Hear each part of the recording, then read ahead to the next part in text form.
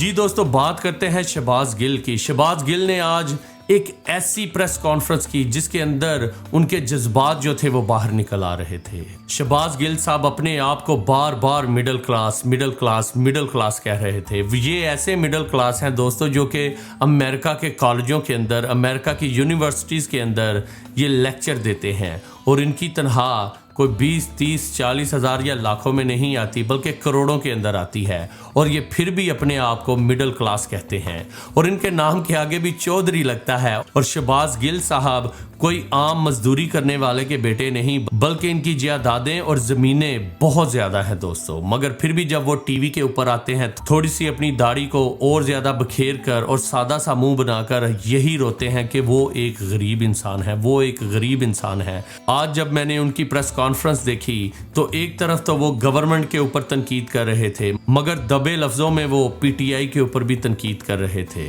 जब वो पकड़े गए थे तो उनको जलीलो ख्वार किया गया, उनको मारा गया, पीटा गया, और वो ये भी कहते थे कि उनका जबड़ा टूट चुका था। अब मुझे नहीं पता कि उनका कैसा जबड़ा है कि रात को उनका जबड़ा टूटा और दूसरे दिन वो गुफ्तगू कर रहे थे, बात कर रहे थे, केले खा रहे थे, खाना खा रहे थे।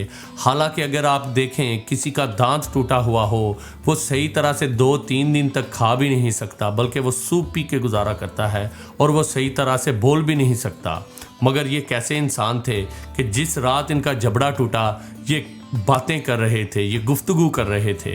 अब शहबाज गिल साहब को ये भी शिकायत है कि उनके पीछे कोई भी पीटीआई के लोग नहीं निकले थे, ना ही इस तरह कैंपेनें की गई और ना ही सोशल मीडिया के ऊपर इस मजबूती के साथ और इस जोर के साथ कैंपेन की गई जिस तरह उन्होंने फवाद चौधरी के बारे में की। जैसे ही फवाद चौधरी 1 या 2 या 3 दिन के लिए पकड़े गए, पूरा का पूरा सोशल मीडिया जो है वो फवाद चौधरी के नारे लगा रहा था, उनकी बीवी के साथ खड़ा था और तमाम तर लोग बड़ी तादाद के अंदर उनको वेलकम कहते थे और एहतजाज कर रहे थे। और जब शेर रशीद साहब पकड़े गए वो भी अपने पूरे जाहो जलाल के साथ सूटा भी लगा रहे थे और नारे लगा रहे थे, कभी पुलिस वालों को पंच मार रहे थे, धक्के मार रहे थे।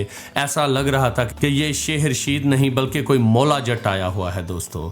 वो ऐसे धड़ल्ले के साथ अपनी तकरीरें करते थे। अगर आप शेर रशीद साहब की बॉडी लैंग्वेज को देखें तो वो बहुत ही खुश नजर आ रहे हैं। और जब शहबाज गिल साहब पकड़े गए थे तो पीटीआई वाले इतने जोश के साथ कैंपेन नहीं कर रहे थे। अगर आप शहबाज गिल साहब की कॉन्फ्रेंस देखें तो आपको पता चलेगा कि उनके दिल के अंदर मायूसी कहीं ना कहीं है, गवर्नमेंट से नहीं बल्कि अपनी पार्टी पीटीआई से भी है दोस्तों। आपका क्या ख्याल है कमेंट्स में ज़रूर बताइएगा। और अगर आपको मेरा ये नेक, अच्छा और भला काम पसंद आया तो मेरी इस वीडियो को लाइक कीजिए, शेयर कीजिए और मेरे चैनल को सब्सक्राइब करना ना भूलिएगा। मिलते हैं नेक्स्ट टाइम।